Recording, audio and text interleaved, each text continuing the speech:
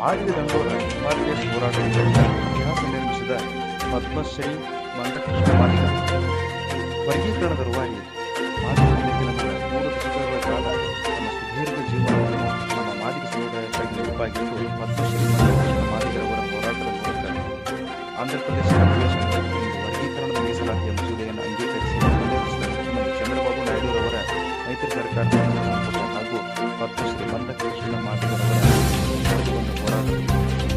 ಸದನದಲ್ಲಿ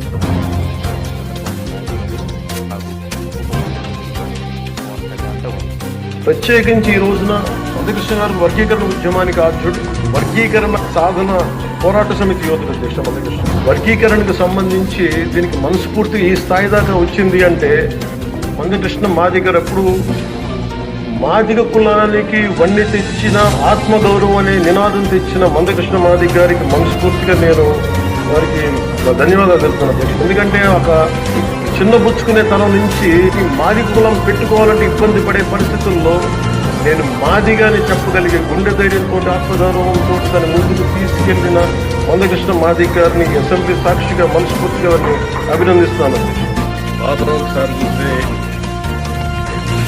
కృష్ణ మాదిగ ఎట్లా చేశాడు. నారావారిపల్లి బియ్యం ఇంటి నుండే మాదిగ పాదయాత్ర అక్కడికి పోయి మా తల్లి దగ్గర మెమరాండం ఇచ్చి ఆవిడ ఆశీర్వాదాలు తీసుకొని మెసేజ్ తీసుకొని అక్కడి నుంచి ప్రారంభించడం ఇవన్నీ చూసిన ప్రదేశం ఓసారి చాలా ఎమోషనల్ చరిత్ర.